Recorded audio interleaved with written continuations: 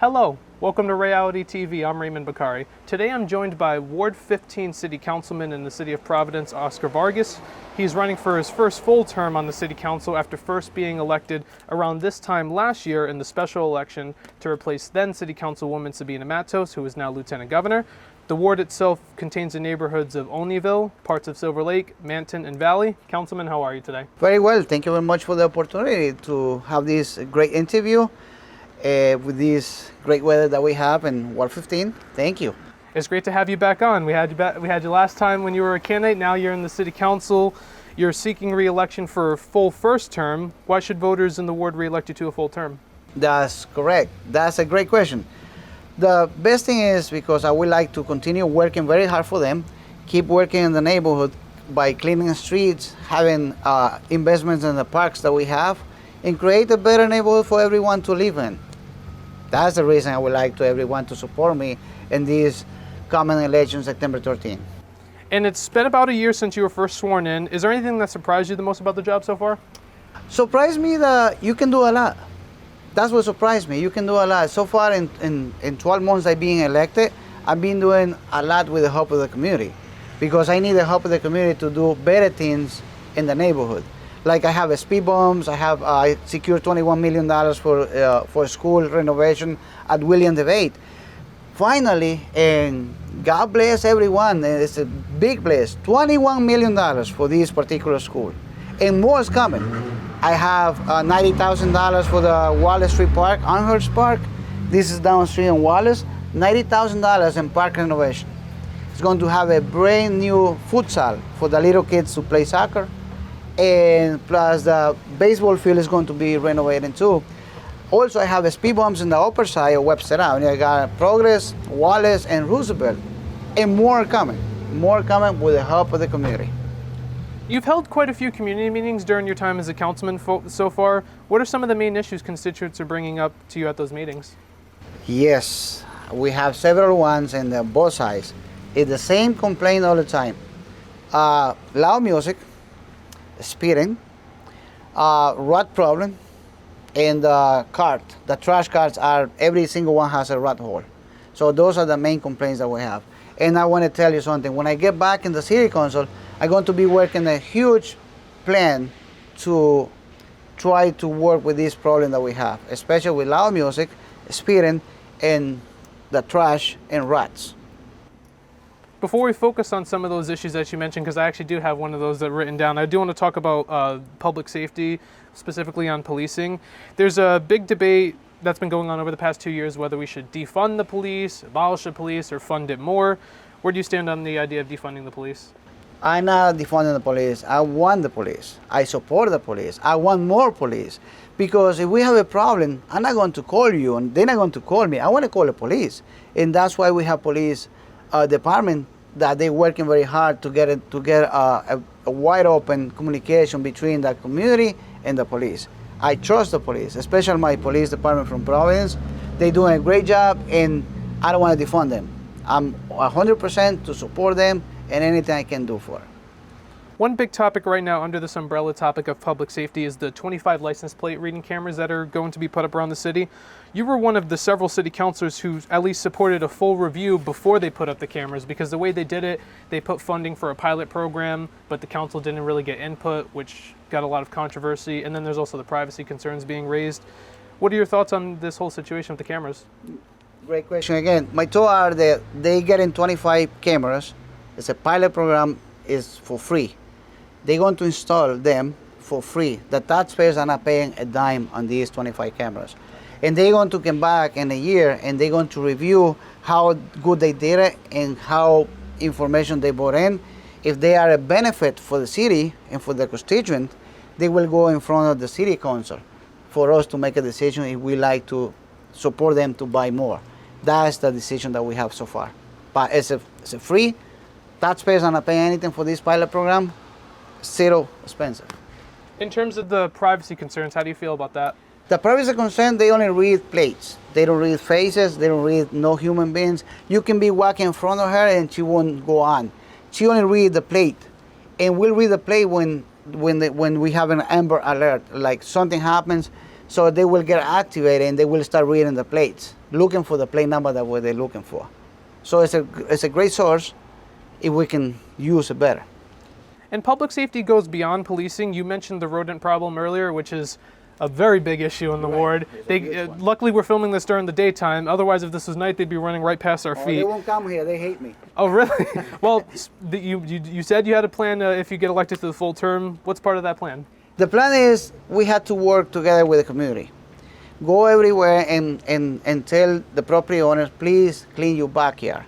Do not have any kind of trash because they're looking for shelters. Especially if we have a mattress, please bring the mattress to 700 Allen Avenue every Saturday for free from 8 a.m.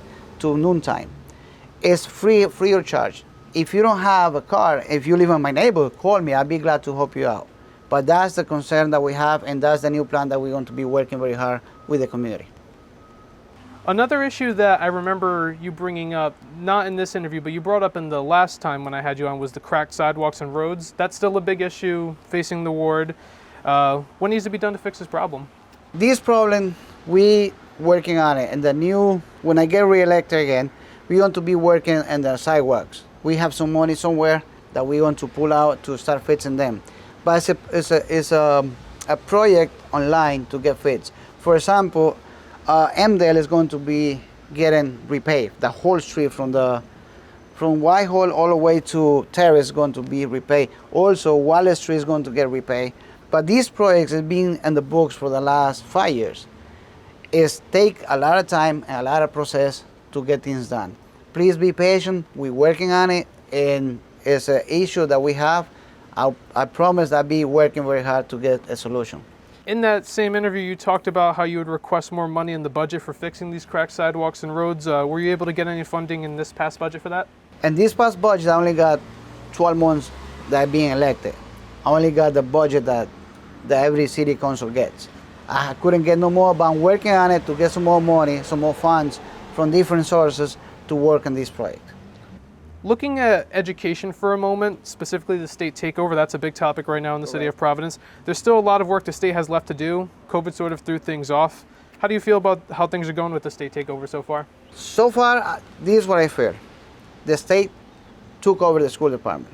So they're working on it to make the decision when they're going to give back the school department to the city of Providence.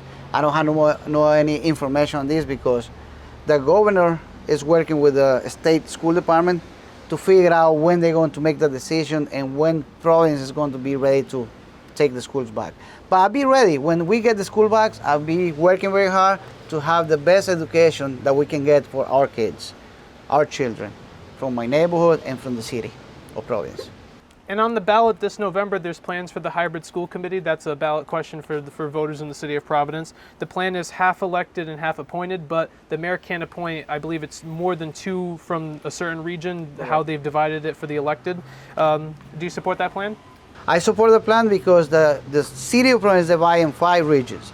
Every region can have one elect candidate to be on the school board and can have one member appointed by the mayor.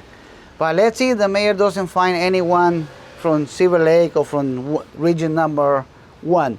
So he can go to region number 2 and pick up 2 members for that region to represent. One will be representing region number 1 and one will be region number 2. But it's a great plan that everyone can work together, and the mayor will have the opportunity to appoint 5 members of his own best candidates that he has. And we as citizens, we will have the choice to pick one candidate to represent us on the school board. I have some more political questions as opposed to policy for these next couple. So in the mayoral race, you decided to endorse Brett Smiley. What motivated you to make that endorsement? It's easy because my ward committee, we invite them to come to the interview. They did the interview, and at the end of the night, they decided to go with Brett Smiley. So I was in the middle. So my whole ward committee went with Brett Smiley. I have the opportunity to support him and do the right decision. That was the reason. And I wish luck everyone, work hard, and at the end of the day, the citizens and the constituents will make the right decision. Speaking of endorsements, you have Lieutenant Governor Sabina Matos' endorsement. I noticed in the last election cycle, she endorsed your opponent, your primary opponent in that special election, Doris de Los Santos, who came in second place. How did this endorsement come to be? Did you both have a conversation about it? Yes, we have a conversation. We have the decision to get the endorsement. My work committee endorsed her, including myself, and she endorsed me because we have a base. Our lieutenant governor lives in our neighborhood, so we need somebody who lives in our neighborhood to represent us. So we need to get together to work together and have a better neighborhood to live on. That's the reason, and she's doing a great job, and she's supporting big time because she said I'm doing a great, fantastic job too. One of your first decisions, if you're reelected, would come in between that November and January is for the new city council president, because Council President John Igliozzi is term limited.